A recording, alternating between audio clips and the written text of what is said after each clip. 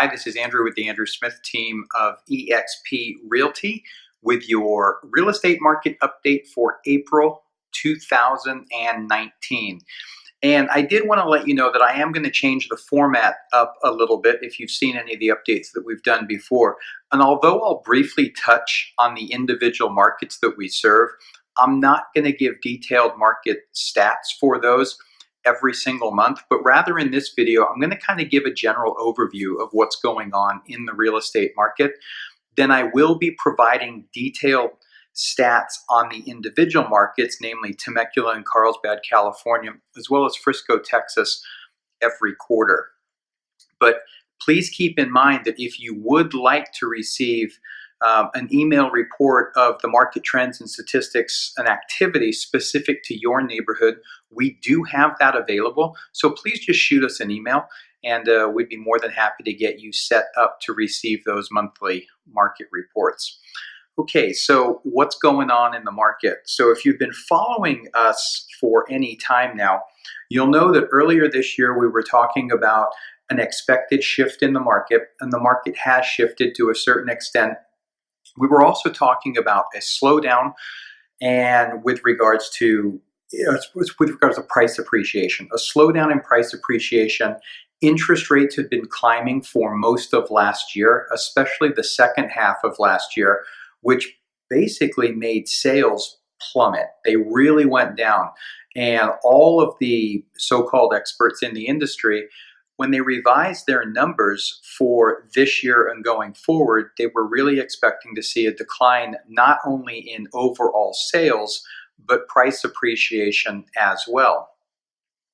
Well, the Fed shocked everybody and started lowering interest rates. Interest rates fell. So they've fallen from a high of about 4.54, 4.57, all the way down to right near 4%. And we talked about that a little bit last month, but now we actually have seen the impact that that fall in interest rates has had. And as expected, it's really pushed the market back up. So what does that actually mean to you? Well, the biggest issue that we were seeing was pricing was going up so quickly that when you added another factor in this case interest rates, a lot of questions started to be raised with regards to affordability.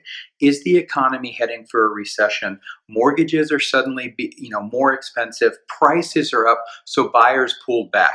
And you had this lull, if you like. A lot of home sellers still had their homes listed up here. Buyers weren't so sure, and we had this gap. Hence a shifting of the market. But what we've seen actually in all of the markets that we look at and nationally is that price appreciation is still there. It has settled back. It's not running away at the percentages it was. And if you look at a national average, it's getting very close to what is considered very normal, which would be about 3.6%. Now, saying that, if we look according to CoreLogic, they're expecting pricing for California as a whole could increase as much as 9.5% this year. Texas is going to trend closer to 3%, 2.5% to 3%, according to CoreLogic. But we'll have to see if California does get price appreciation of that large of a percentage. Now, with that in mind, looking at a couple of notes I've got here, is the average sales price in all of the markets that we cover is up. Number of new listings in all of the markets that we cover are also up. That is a good thing because we needed more inventory to come into the market. Pending sales in all of the markets that we cover month over month are level or up. In fact, they're up everywhere except Temecula was fairly level with February for March's numbers. But everywhere else they're up. Closed sales, they are also up. So from previous reports where you saw things kind of stagnant, although we expected as inventory came onto the market things to improve going forward, they've actually jumped. I mean, quite substantially. There's a lot of activity we're seeing in all of the markets we serve right now. And that affordability with the interest rates coming down, the affordability question isn't quite there as strongly as it was just 6 months ago. But that could change if pricing starts to jump more than expected.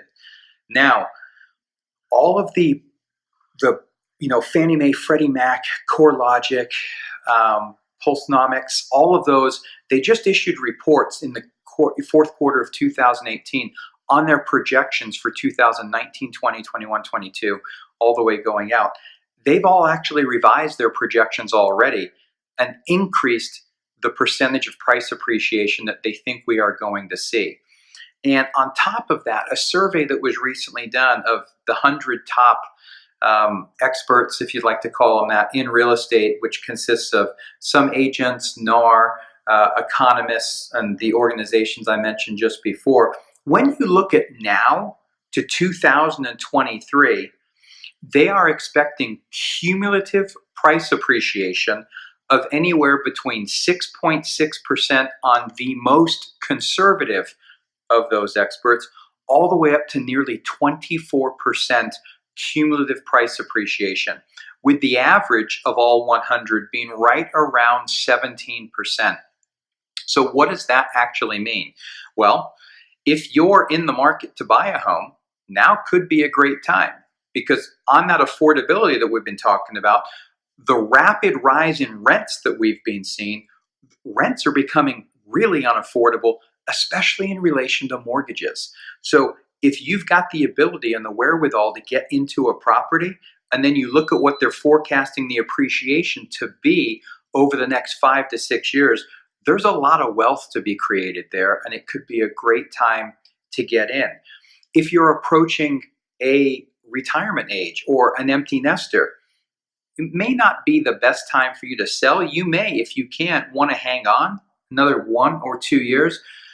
But if you're looking to buy a smaller property and downsize, and you're able to, you might want to consider starting to look in the market where you intend to go, because you can take advantage of that appreciation, maybe turn it into a rental for the next 1 to 2 years before you sell, cash out the equity in your current home. Then you can either refinance, pay down on the replacement property that you're looking at. So there's a few different ways that that can be done to accomplish whatever goals it is that you have.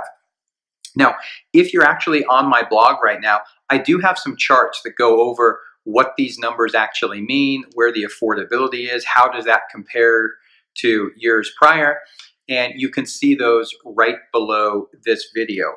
But overall, it looks like it's going to be a really busy spring. New inventory is coming up. There are not, except in the lowest price points, a ton of multiple offers, a lot of competition. You are, as a buyer, able to pick and choose a little bit more. We're already starting to see the types of negotiations be a little different than they were this time last year, with regards to buyers asking for more in the form of concessions, either through closing cost assistance or repairs, and sellers having to realize that they're not going to be able to just put any house out there and it's going to sell boom, boom, boom instantly. It's going to have to be a product that people want. So overall, it looks strong, looks good. We'll get into some of those specific numbers, as I said, for the individual markets for a second quarter update a little bit later. But in the meantime, if you have any questions whatsoever, have a specific situation you'd like to talk through, give us a call. Always happy to talk to you, and we will catch up with you again soon.